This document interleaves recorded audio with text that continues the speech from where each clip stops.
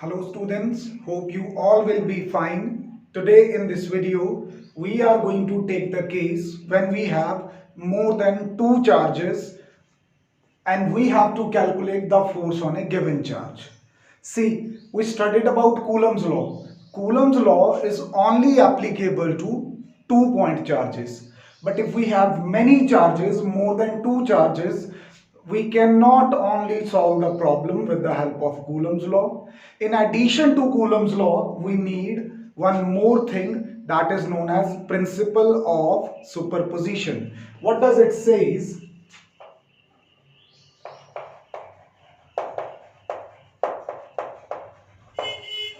Principle of superposition says that if you have a group of charges, the total force exerted by those charges on the given charge is equal to the force applied by first charge, vector sum, force applied by second charge, force applied by third charge, and so on. अगर nth charge है, एक diagram के through इसको explain करने की कोशिश करता हूं मैं.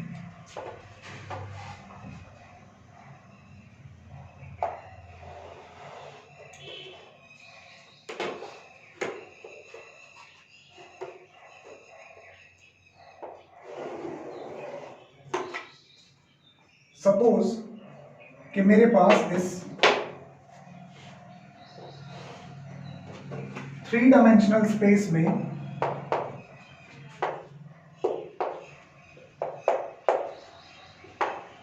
कहीं पे ये Q0 चार्ज पड़ा था. यहां पे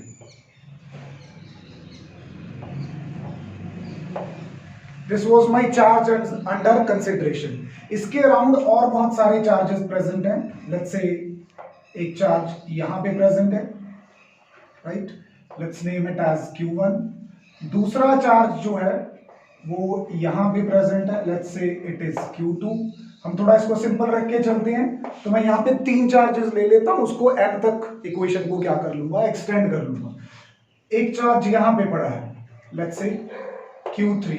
तो ये मोर देन 2 चार्जेस हो गए. अब ये तीनों मिलके इस Q0 चार्ज पे कितनी फोर्स लगाएंगे, हमें वो कैलकुलेट करना है. ठीक है, तो वो according to principle of superposition क्या कहता है कि इस Q0 चार्ज पे पहला चार्ज जितनी फोर्स लगाएगा, इस Q2 चार्ज पे पहला चार्ज कितनी फोर्स लगाएगा, हमें पता है कि इस तरफ रिपेल करेगा. With what force, let's name it as naught पे लग रही है. लगा कौन रहा है, फर्स्ट चार्ज. ठीक है, और फिर सेकंड चार्ज किधर को लगाएगा, इन दिस मैनर.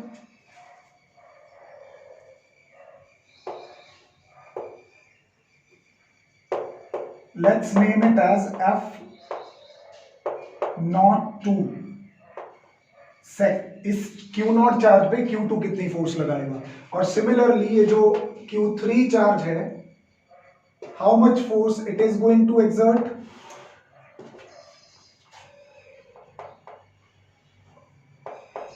इसको यहां पे नेम दे लेते हैं F03 का. तो according to principle of superposition क्या है कि टोटल फोर्स जो इस Q0 पे लगा रहे हैं, ये Q1, Q2 और Q3, इन तीनों की फोर्स का अगर आप वेक्टर सम कर दो तो आपको टोटल फोर्स पता चल जाएगा. ठीक है, this is what we do in principle of superposition. अब इसकी इवैल्यूएशन के लिए, इसका फॉर्मूला डिराइव करने के लिए हम सभी चार्जेस को एक पोजीशन वेक्टर असाइन कर देते हैं जो उनकी पोजीशंस बताए. और पोजीशन वेक्टर का रेफरेंस कहां से लेते हैं, ओरिजिन से. सो जो Q1 चार्ज है इसका पोजीशन वेक्टर ले लेते हैं हम R1. ठीक है, इसी तरह से जो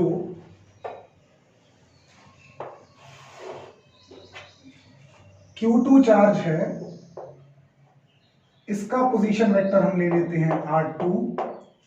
सिमिलरली हमारे पास Q0 चार्ज है, इसका position vector we will take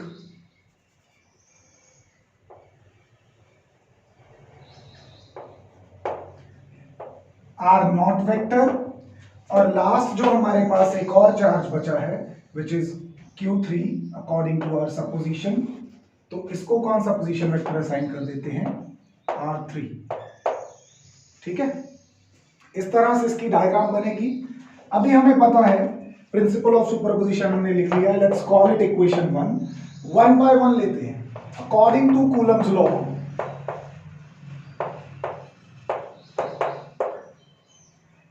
जो FO1 है, मतलब Q0 चार्ज पे जो फर्स्ट चार्ज फोर्स लगा रहा है, उसका वेक्टर एक्सप्रेशन क्या होगा, मैग्नीट्यूड इनटू डायरेक्शन, और vector is always equal to magnitude into direction. तो ये मैग्नीट्यूड क्या होने वाला है, K times first charge into second charge divided by the distance between these two charges.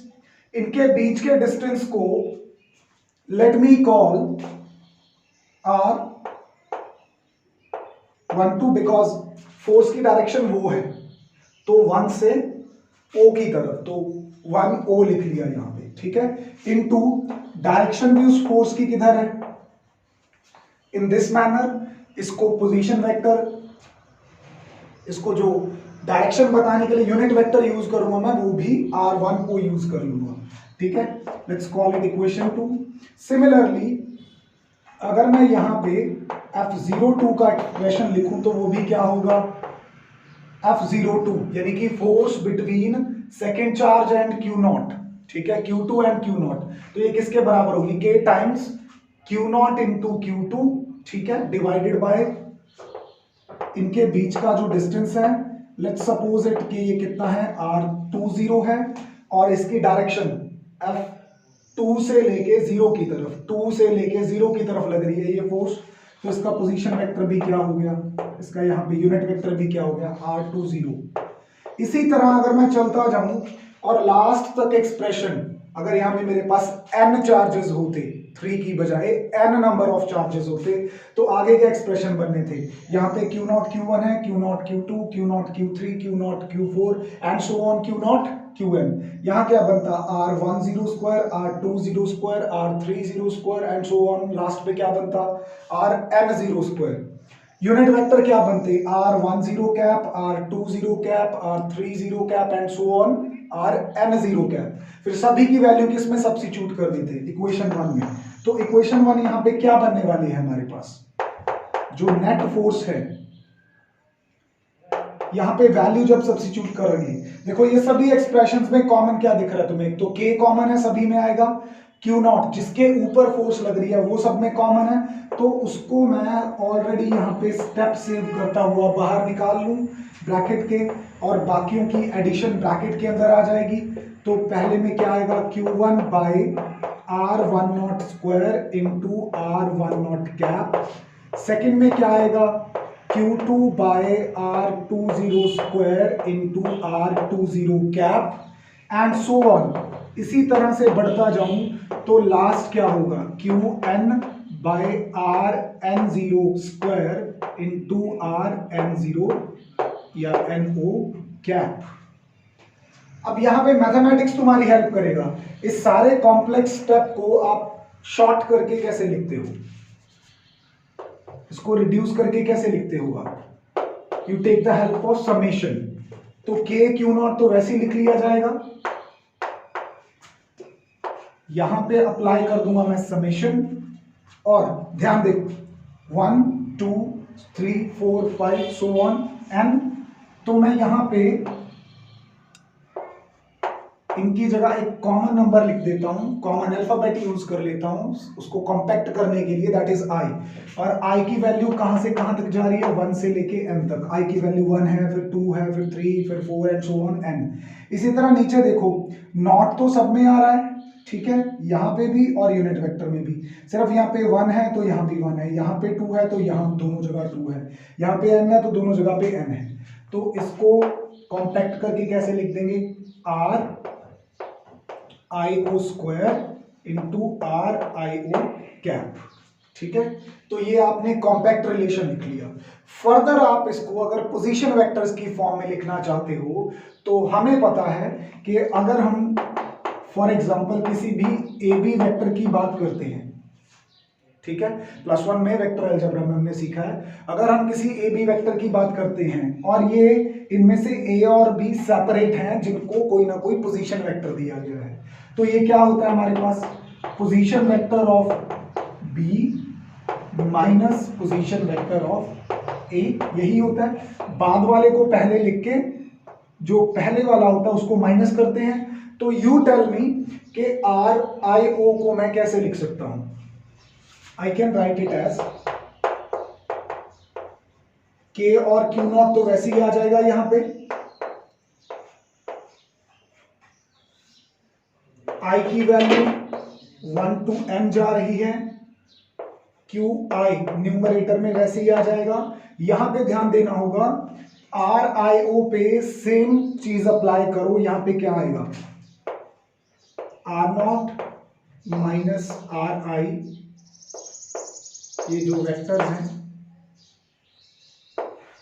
यहां पे इनका मैं मैग्नीट्यूड ले लेता हूं, यहां पे आ जाएगा क्यूब, ठीक है, और यहां पे क्या बनेगा, R O minus R I vector. तो ये आपने क्या किया, ith चार्ज जो था यहां पे, जो भी लास्ट चार्ज होगा उसको with respect to R naught के साथ आपने एक्सप्रेस कर दिया। This is what we done in vector form of Coulomb's law also. वहां भी हम ये सेम डेरिवेशंस लेके आए थे, बस यहां पे मैंने उस कॉम्पैक्ट को यूज करके, उस कॉन्सेप्ट को यूज करके इसको ऑलरेडी कॉम्पैक्ट करके लिख लिया। ठीक है, so this becomes our final relation. एक बार फिर से देख लो, अगर ये चीज में आपको कंफ्यूजन है तो हमें पता है कि यूनिट वेक्टर जो होता है, unit vector is always equal to vector itself by magnitude, यही होता है। मतलब आर आई ओ को मैं कैसे लिख सकता था, R I O vector by R I O. देखो आर आई ओ का स्क्वायर ऑलरेडी था, जब आर आई ओ कैप की वैल्यू भरता तो एक आर आई ओ और नीचे आ जाता, स्क्वायर के साथ एक और मिल जाता तो क्या बन जाता, क्यूब, इसीलिए यहां पे पावर क्या हो गई 3, और यहां पे जो यूनिट वेक्टर था उसकी बजाय वेक्टर इटसेल्फ आ जाता, तो इसीलिए यहां पे आर आई ओ कैप की बजाय हमारे पास क्या आ गए, वेक्टर्स आ गए। तो ये सिंपल सा कॉन्सेप्ट लगाया मैंने +1 का यहां पे यूनिट वेक्टर्स का, और सब्स्टिट्यूशन के लिए ये फॉर्मूला यूज किया, position vector of latter minus position vector of former. ठीक है, इस तरह से इसको कंप्लीट करते हैं। अभी हम क्या करने वाले हैं, यहां पे हम ऐसे न्यूमेरिकल्स, ऐसी प्रॉब्लम सॉल्व करेंगे कि हमारे पास 2 से ज्यादा चार्जेस प्रेजेंट होंगे, and we will see how this formula, how this thing works out practically. So the first problem based on concept of multiple charges is as in front of you. यहां पे हमारे पास क्या है, we have been given 3 charges, 2 coulomb let's say on point A, 2 coulomb let's say on point B, and 3 microcoulomb on C. 2 microcoulomb, 2 microcoulomb, 3 microcoulomb। ठीक है, similar nature के हैं, मतलब तीनों पॉजिटिव हैं यहाँ पे। ठीक है, तो ये वाले चार्ज और ये वाले चार्ज की वजह से, दोनों की वजह से इस 3 कूलम चार्ज पे जो नेट फोर्स लगेगी उसकी क्या क्या फाइंड आउट करनी है, एक तो मैग्नीट्यूड फाइंड आउट करना है उसका, और साथ में क्या फाइंड आउट करनी है, डायरेक्शन। तो मोर देन 2 चार्जेस हैं, यहाँ पे कितने चार्जेस प्रेजेंट हैं, 3 चार्जेस प्रेजेंट हैं। सिर्फ कूलम्स लॉ से काम नहीं चलेगा, कूलम्स लॉ के जरिए इंडिविजुअल फोर्सेस फाइंड आउट करके उनका क्या करना होगा, वेक्टर सम करना होगा, उस पर वेक्टर ट्रीटमेंट लगाना होगा। तो मैं सबसे पहले क्या करता हूं कि ए पॉइंट पे पड़े 2 कूलम चार्ज की फोर्स कैलकुलेट कर लेता हूं, सी पॉइंट पे पड़े 3 कूलम चार्ज से। मीडियम यहां पे वैक्यूम है, ठीक है, तो अकॉर्डिंग टू कूलम्स लॉ अगर मैं ये F1 फाइंड आउट करूं, ठीक है, late me call this force F1 और you can call it FAC। कुछ मर्जी लिख लो इसको। ये जो फोर्स है ये कितनी आएगी, इट विल बी, क्योंकि मीडियम जो है वो वैक्यूम है, 9 इंटू 10⁻⁹ इंटू फर्स्ट चार्ज कितना है 2 माइक्रोकूलम। 2 माइक्रोकूलम का मतलब हो गया 2 into 10⁻⁻6 coulomb into second charge कितना है 3 microcoulomb, that is 3 into 10⁻⁻6 divided by square of the distance between A and C. Now this is the problem here, यहां पे हमें AC जो है वो गिवन नहीं है, but we know that if this is a right angle triangle that's a Pythagoras triangle. अगर ये पाइथागोरस ट्राइंगल है, ये 3 मीटर है, ये 4 मीटर है, तो जो हाइपोटेन्यूज है वो कितना होगा 5 मीटर होगा। तो मैं डायरेक्टली इसको 5 का यहाँ पे क्या सब्स्टिट्यूट कर सकता हूं, स्क्वायर सब्स्टिट्यूट कर सकता हूं। अगर आप यहाँ पे F1 को कैलकुलेट करो तो it comes out to be 2.16 into 10⁻⁻³ newtons. Do we need to solve this second force? अच्छा, उससे भी पहले मुझे F1 की डायरेक्शन बता दो। Because the Coulomb forces act along the line joining, तो ये आगे की तरफ लगेगी ऐसे। So let me draw it.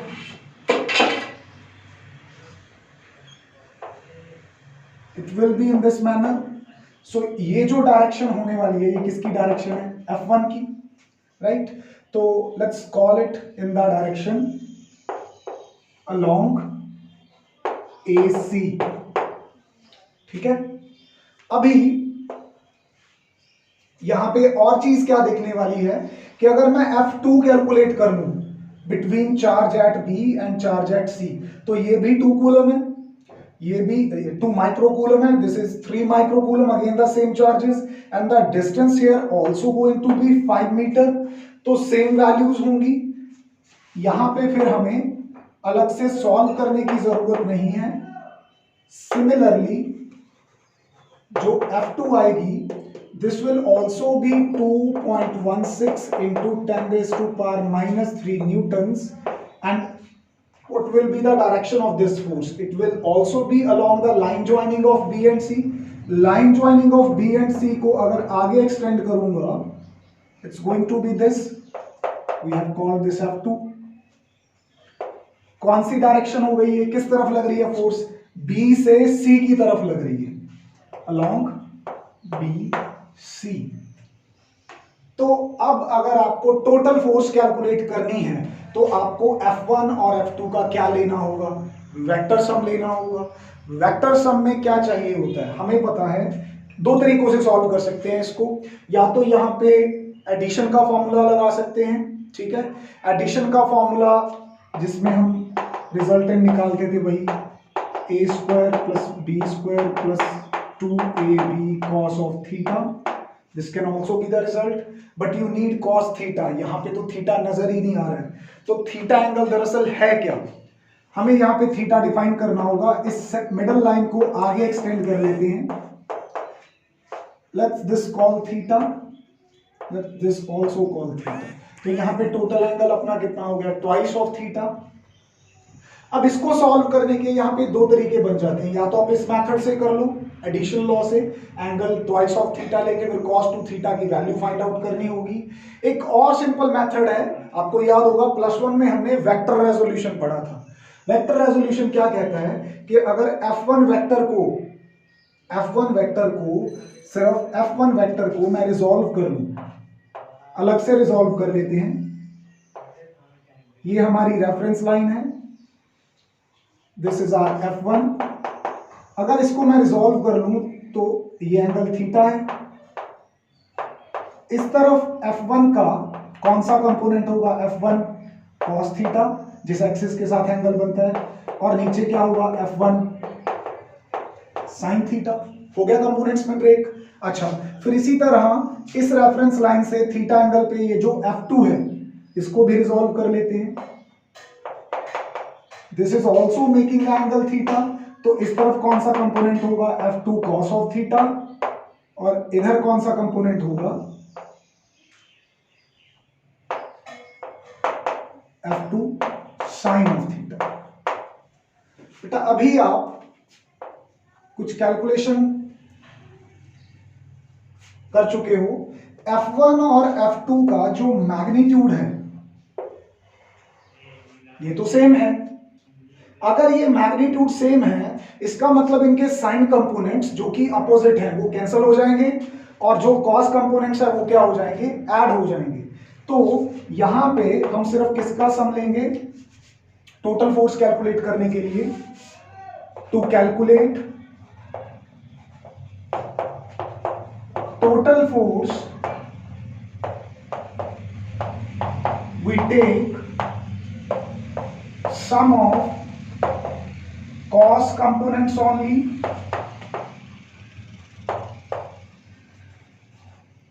मतलब जो टोटल फोर्स आएगी वो ट्वाइस ऑफ इन दोनों का सम होगी। F1 F2 इक्वल है। चलो एक बार इसको सिंपली लिख लेते हैं, F1 cos of theta plus F2 cos of theta.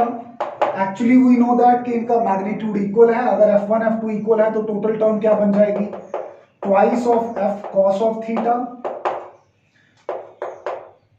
यहां पे let's call it F net, नहीं तो सिंबल मिक्स हो जाएंगे फिर। F नेट हमें पता था यहाँ पे F1 F2 का जो मैग्नीट्यूड है वो क्या है, इक्वल है। तो उस चीज का फायदा उठाते हुए F2 की जगह पे F1 सब्स्टिट्यूट किया तो टोटल फोर्स बन गई twice of F1 cos theta.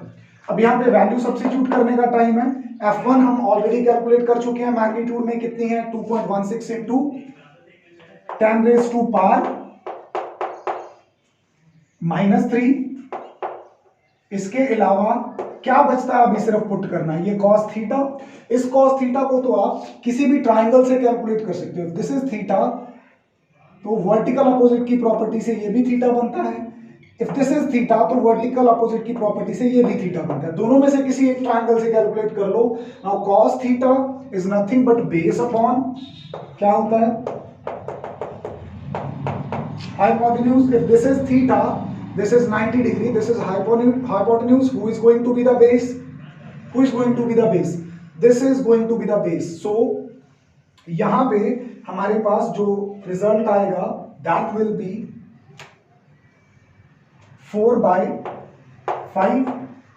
Base कौन है 4, हाइपोटेन्यूज कौन है 5। इस फैक्टर को अगर आप सॉल्व करोगे तो आपके पास जो नेट फोर्स आएगी उसका मैग्नीट्यूड कैलकुलेट करने के बाद हमारे पास कितना आता है, this comes out to be 3.5 into 10 raise to power -3 newtons. That's the magnitude. अब डायरेक्शन बतानी है, डायरेक्शन तो इस एक्सिस के अलोंग है, इसको हमने कोई नाम नहीं दिया। Let's give it O and let's give it X। So the net force is along OX। इस तरह की प्रॉब्लम्स देखने को मिलेंगी आपको कि एक बार उसका मैग्नीट्यूड कैलकुलेट करना है, फिर उसके बाद टोटल फोर्स निकालने के लिए आप वेक्टर अलजेब्रा का कोई भी लॉ लगा सकते हो सकता है वहां पे एडिशन का लॉ लग जाए, हो सकता है वहां पे रेजोल्यूशन का लॉ लग जाए। जिस मेथड से इजीली सॉल्व होती है problem, try to adopt that method. So that's all about this numerical problem. Next problem continue करते हैं। प्रॉब्लम 2 क्या है, consider 3 charges Q1, Q2 and Q3 each equal to Q at the vertices of an equilateral triangle of side L. What is the force on charge Q having same sign as small q placed at the centroid of the triangle? Simple question है बेटा, आपके पास एक equilateral triangle है, सभी sides क्या हैं आपकी L, L and L, right. A point, B point और C पॉइंट पे चार्जेस रखे गए हैं, कौन कौन से, Q1, Q2 एंड Q3। तीनों का magnitude is equal to Q है, means I can say that Q1 is equal to Q2 is equal to Q3 is equal to Q। This is what we are given with. हमें अभी centroid पे एक charge रखना है, that is capital Q, और हमें इस capital Q के ऊपर फोर्स फाइंड आउट करनी है जो Q1, Q2 और Q3 इस पे लगाएंगे। ठीक है, तो सिंपल मेथड है, यहाँ पे मोर देन 2 चार्जेस प्रेजेंट हैं, प्रिंसिपल ऑफ सुपरपोजिशन यूज करेंगे। इंडिविजुअल फोर्सेस कैलकुलेट कर लेंगे, Q1 Q पे कितनी लगाता है, Q2 इस कैपिटल Q पे कितनी लगाता है, Q3 इस कैपिटल Q पे कितनी लगाता है, और तीनों का क्या फाइंड आउट कर लेंगे, vector sum. Let's begin with the solution. क्या करेंगे इसके सॉल्यूशन में,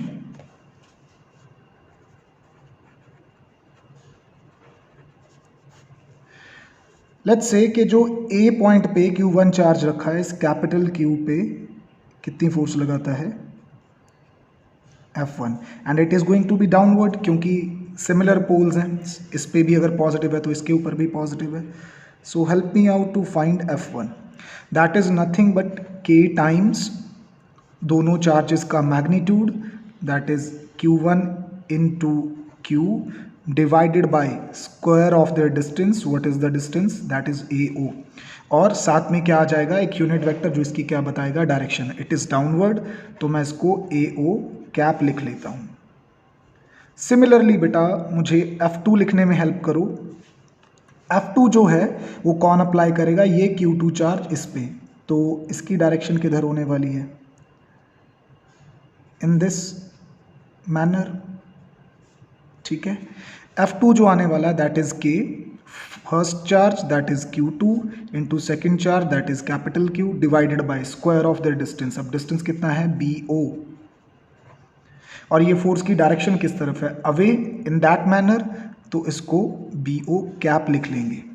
now what is going to be F3, that is the force exerted by charge on C at charge kept on the centroid, तो इसकी direction F3 की ये वाली होने वाली है। What will be the expression of F3, Q3 into Q divided by CO square into CO cap. Now one thing we know that from this centroid point O, the distance of point A, point B and point C is same. So we can say that AO, BO and CO ये सभी क्या हैं, equal हैं, let's say R के equal हैं, ठीक है। और क्या जानते हैं हम, Q1 Q2 Q3 भी इक्वल हैं, किसके, Q के, ये हमें गिवन था। अगर ये दोनों चीज़ें सब्स्टिट्यूट कर दें इन तीनों एक्सप्रेशंस में, और इनका क्या ले लें, सबसे पहले तो सम ले लें,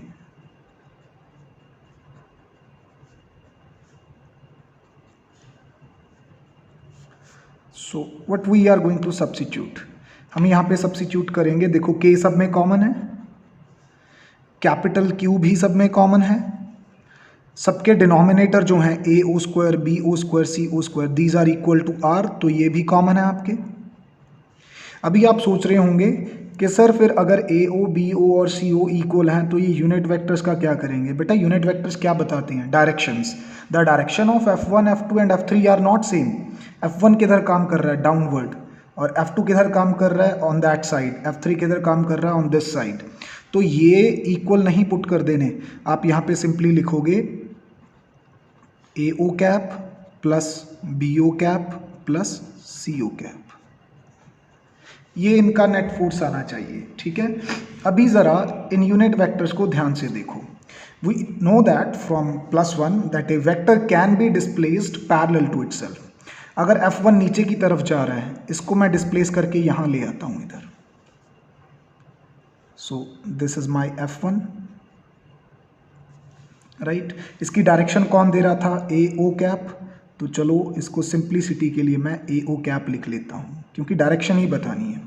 अच्छा F2 किधर जा रही है, अलोंग BO कैप, तो इसको भी इसके पैरेलली शिफ्ट कर देता हूँ, तो ये हो जाएगी BO कैप। अच्छा अभी थर्ड फोर्स जो है इट इज़ अलोंग CO, इसको भी इसके पैरेलली शिफ्ट कर देता हूँ निकाल के, तो ये क्या बनने वाली है, दिस। कहने का मतलब ये है कि इन तीनों फोर्सेस की जो डायरेक्शन है वो मिलके आपस में एक साइक्लिक ट्रायंगल बना रही है, और साइक्लिक ट्रायंगल का जो सम होता है वो इज इक्वल टू क्या होता है, 0, because they are like vectors, तो इनका सम क्या होगा, 0 फॉर साइक्लिक ट्रायंगल। जो इसको बनाने वाले वेक्टर्स हैं या यूनिट वेक्टर्स हैं उनका सम क्या होता है, 0। अगर आप इसको यहाँ पे सब्स्टिट्यूट कर दो, your result is going to be 0। What does that mean? आप वेक्टर लिख सकते हो यहाँ पे कि ये जो कैपिटल क्यू चार्ज है जिसको इक्विलैटरल ट्राइंगल के सेंट्रॉइड पे रखा गया है, ये किस में होगा? This will be in equilibrium. ठीक है, बहुत सिंपल प्रॉब्लम थी and this is one of the important problem. NCERT solve problem है ये आपकी। ठीक है, ऐसी प्रॉब्लम के एग्जाम्स में आने के मैक्सिमम चांसेस होते हैं। ठीक है, अगली प्रॉब्लम की तरफ बढ़ते हैं। What does it says? The next problem is कि हमारे पास कोई 3 पॉइंट चार्जेस हैं, तीनों किसके इक्वल हैं? प्लस क्यू के इक्वल हैं और वर्टिसेस पे रखे गए हैं इक्विलैटरल ट्राइंगल के जिसकी साइड है L। तो अगेन लिटिल सिमिलर, तीनों साइड्स L हैं और तीनों पॉइंट्स पे हमने पॉजिटिव क्यू चार्ज रखा है। No issues at all. अच्छा, then find the magnitude and sign of a charge to be kept at the centroid। Centroid पे O पॉइंट पे हमें कोई चार्ज रखना है, उसका मैग्नीट्यूड और साइन फाइंड आउट करना है। कंडीशन क्या दे रखी है? So that the charges at the vertices remain in equilibrium.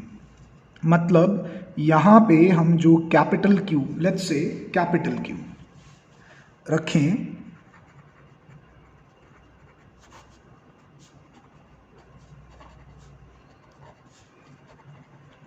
is charge kept at centroid। कैसा चूज करना है ये कैपिटल क्यू? कि ये कैपिटल क्यू ना तो इस स्मॉल क्यू को, ना इस स्मॉल क्यू को, ना इस स्मॉल क्यू को डिस्टर्ब करे। डिस्टर्ब ना करने का मतलब होता है इक्विलिब्रियम, मतलब नेट फोर्सेस क्या लगे? जीरो। अब देखो बेटा, सिर्फ ये कैपिटल क्यू थोड़ी डिस्टर्ब करेगा इन तीनों को, ये आपस में भी तो एक दूसरे को डिस्टर्ब करेंगे बिकॉज दे कैरी चार्ज। तो इसका मतलब किसी भी एक चार्ज को अगर मैं पकड़ लूँ, whether it is charge on A और चार्ज ऑन बी और चार्ज ऑन सी, अगर मैं ये पता कर लूँ कि इक्विलिब्रियम मेंटेन करने के लिए मुझे ये चार्ज कितना चाहिए, my problem will be solved. तो मैंने यहाँ पे अंडर ऑब्जर्वेशन किसको रखा? Charge which is kept at point A. ठीक है, अब ये वाला स्मॉल प्लस क्यू चार्ज इसके ऊपर फोर्स लगाएगा, इसको रिपेल करेगा, let's say with force F1। ये वाला स्मॉल क्यू इसको रिपेल करेगा ए पॉइंट पे रखे चार्ज को विद फोर्स F2। ठीक है, दोनों की फोर्स मिला के लेट्स से हो जाती है F डैश। ठीक है, अब हमें एक बात पता है, ये डिस्टेंस भी L है, this distance is also L, even the 3 charges are equal. तो जितनी फोर्स F1 होगी उतनी ही फोर्स F2 होगी, नो डाउट इन दैट। लिख के देख लेते हैं एक्सप्रेशन।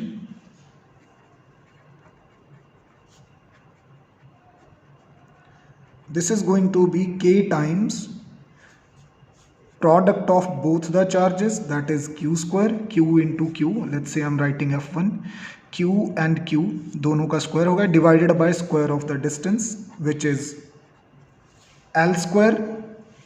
और इसकी डायरेक्शन क्या होने वाली है? Along BA cap. इसी तरह से बेटा अगर आप हेल्प करो मेरी, तो F2 क्या लिखेंगे हम?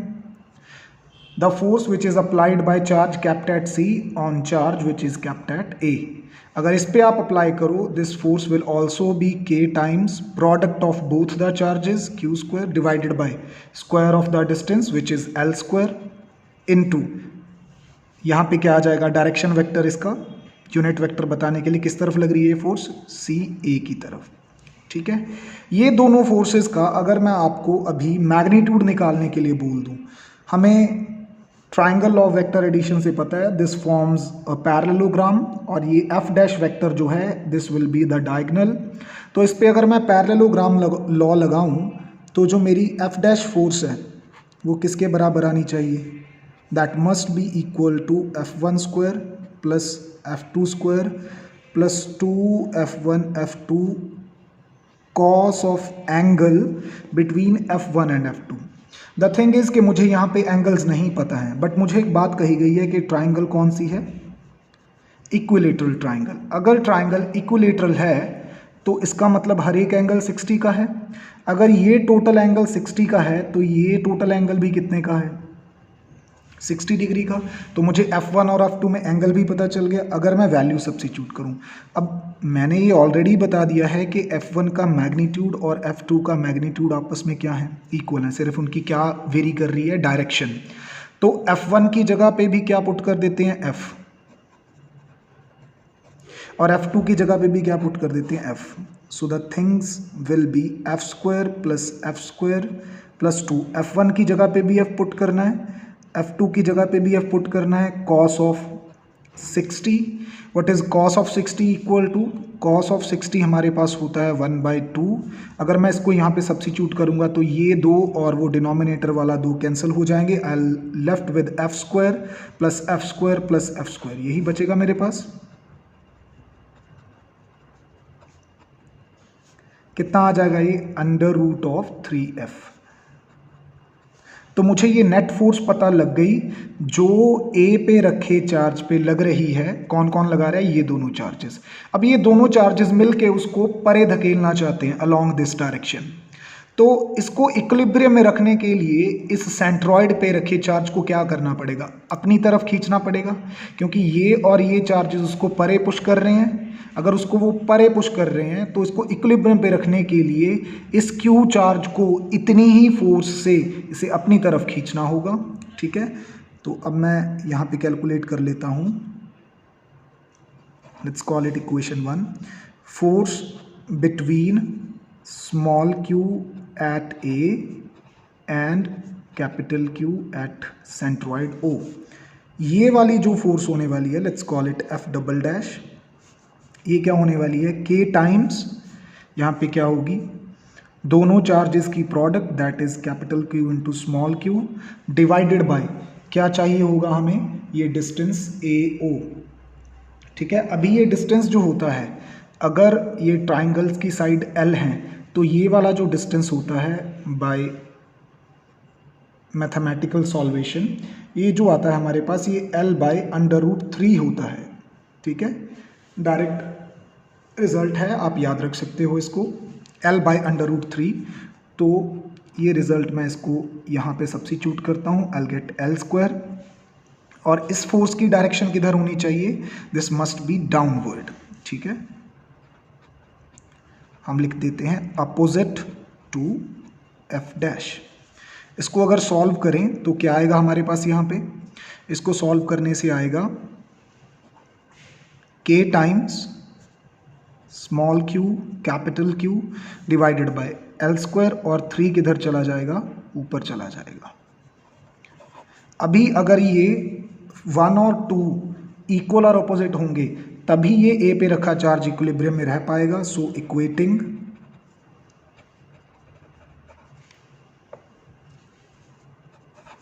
वन एंड टू को इक्वेट करेंगे तो √3f किसके बराबर रखेंगे, K times capital Q small q divided bye L square, यहाँ पे स्क्वायर था, इंटू 3। F की वैल्यू आप दोनों में से कहीं से भी ले सकते हो। If I substitute that √3, right, ये क्या होने वाला है, √3, और F की वैल्यू यहाँ से सब्स्टिट्यूट कर दो, K Q square by L square is equal to K times Q by L square into 3। अभी अगर इसको सॉल्व करें तो K cancel out, L square cancel out, एक स्मॉल q के साथ एक स्मॉल q कैंसल आउट हो जाता है। हमें किसका मैग्नीट्यूड फाइंड आउट करना था, कैपिटल Q का, तो 3 को इधर ले आएंगे। The capital Q is going out to be √3/3। इसको अगर मैं सॉल्व करूं, साथ में एक q भी बचता है, इसको अगर सॉल्व करूं तो ये सिंप्लीफाई करके मेरे पास बचेगा q/√3। यानी कि जो मैग्नीट्यूड है वो तो हमने बता दिया कि इतना होना चाहिए, जो साइन है वो हम अपनी कॉमन सेंस से भी बता सकते हैं। अगर ये दोनों पॉजिटिव चार्ज इस पॉजिटिव चार्ज को रिपेल कर रहे थे तो इस कैपिटल Q को नेगेटिव होना पड़ेगा ताकि ये इस पॉजिटिव Q को अट्रैक्ट कर सके। तो इसका साइन क्या होना चाहिए, नेगेटिव। तो आपने ये कॉमन सेंस लगा के जो आपका प्रॉब्लम था उसको सॉल्व कर लिया। इसी तरह की और प्रॉब्लम्स हैं which you should do. That's all about principle of superposition. ठीक है, take care of yourself, good bye.